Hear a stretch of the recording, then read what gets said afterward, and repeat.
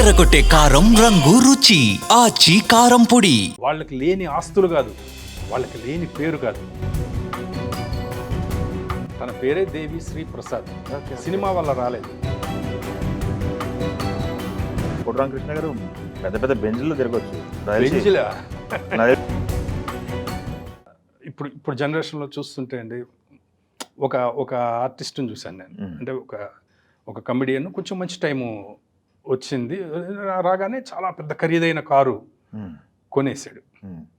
కొనేసిన తర్వాత ఏమైంది, కొన్నాళ్ళకి టక్ టక్ టక్ ఇంకా నెక్స్ట్ అవకాశాలు తగ్గిపోయినాయి. ఓకే, చాలా భారీ ఎత్తున ఈఎంఐ పెట్టుకున్నాడు దానికి.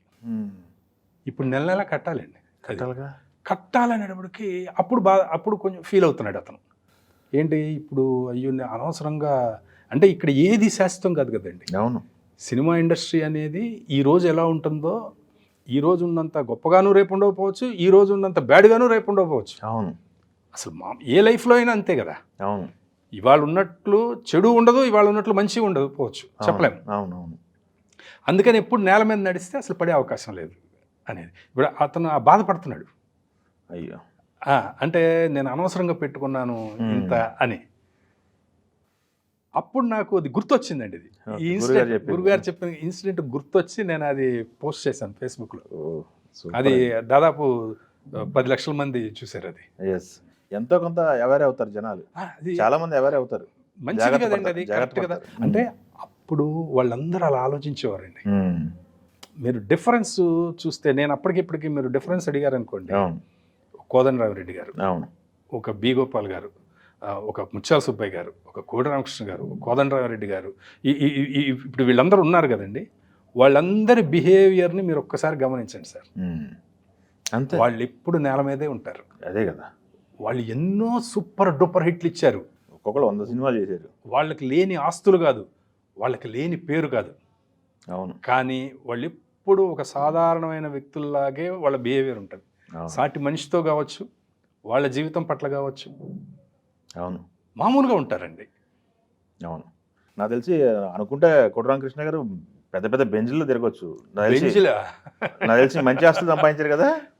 అసలు ఆయన శతాధిక చిత్ర దర్శకుడు అండి. శతాధిక చిత్ర దర్శకుడు. అందులో ఎన్ని సూపర్ డూపర్ హిట్లు, ఎన్ని సూపర్ డూపర్ హిట్లు.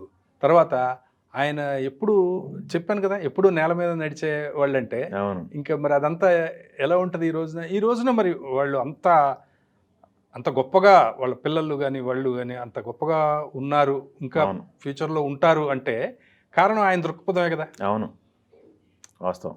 ఇప్పుడు ఈవెన్ మా గురుగారి పిల్లలు 2 అమ్మాయిలు, వాళ్ళు కూడా ఎప్పుడూ కూడా మేము ఇంత గొప్ప డైరెక్టరు పిల్లం, మేము ఇంత ఆస్తిపరులం, లేకపోతే మేము, అది ఇప్పుడు ఉండదండి. దర్పం ఉండదు అస్సలు. చాలా మంచి పిల్లలు. అంటే ఎవరినైనా సరే, వాళ్ళు చిన్నవాళ్ళు కాదు, పెద్దవాళ్ళు కాదు, ఎంతో మర్యాదగా, ఎంతో బాగా చూస్తారు. అది ఎక్కడి నుంచి వస్తుందండి? పేరెంట్స్ నుంచి. అది అయితే కోడి రామకృష్ణ గారి దగ్గర పనిచేసి బయటకు వచ్చారు మీరు. కోడి రామకృష్ణ గారు అంటే ఒక లైన్కి, ఒక ఫార్ములా సినిమాలకు అలవాటు పెట్టిన వ్యక్తి కాదు. ఆయనే ట్రెండ్ సెట్ చేశారు. నాకు తెలిసి గ్రాఫిక్స్ పరిచయం చేసింది రామకృష్ణ గారు కదా. అమ్మోరు అవన్నీ. అమ్మోరు టైంలో ఉన్నారా మీరు? ఉన్నానండి. దేవి పిక్చర్ నేను పనిచేసాను, మొత్తం గ్రాఫిక్సేగా. దేవి పిక్చర్కి నేనే కో డైరెక్టర్. అవునా?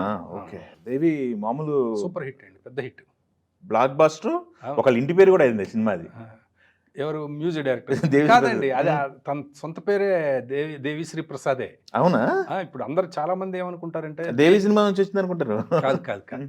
మొదటి పిక్చర్ అదే కదా. మొదటి పిక్చర్ అదేనండి. తన పేరే దేవి శ్రీ ప్రసాద్. సినిమా వల్ల రాలేదు. నేను కో డైరెక్టర్. క్లారిటీ దొరికింది. నేను సినిమా కో డైరెక్టర్. దేవి ప్రసాద్. ఓకే. 2 దేవీలు ఉన్నారు ఆ సినిమాకి అని చెప్పి అనేవారు అనమాట. అవును, మిమ్మల్ని దేవి సినిమాకి 2 దేవీలు ఉన్నారు అని. ఓకే. అలాగే మేము శత్రువు సినిమా పనిచేసేటప్పుడే సత్యమూర్తి గారు, పిక్చర్కి సత్యమూర్తి గారు రైటర్, మన దేవిశ్రీ ప్రసాద్ గారి ఫాదర్, వాళ్ళ ఇంటికి సీన్స్ దీనికోసం వెళ్ళినప్పుడు, ఏంటయ్యా మా అబ్బాయి పేరు పెట్టుకున్నావు అనేవాడు ఆయన. నేను మా అబ్బాయికి అంతా ఏదో న్యూమరాలజీ అవి అన్నీ చూసి పెట్టాను. నేను మా అబ్బాయి పేరు పెట్టుకున్నావు అంటే, మీ అబ్బాయి పేరు నేను పెట్టుకోలేదండి, నా పేరే మీ అబ్బాయికి పెట్టారు, ఎందుకంటే మీ అబ్బాయి కంటే ముందు నేను పుట్టాను. అదే సరదాగా సరదాగా అదే. సరదాగా అందులో మీరు శ్రీ పెట్టారు, నాకు శ్రీ లేదండి ఆ, అని సరదాగా చెప్పాడు. ఆయన ముందు నుంచే ఆయన పేరు అదే. దేవిశ్రీ ప్రసాద్. Okay okay.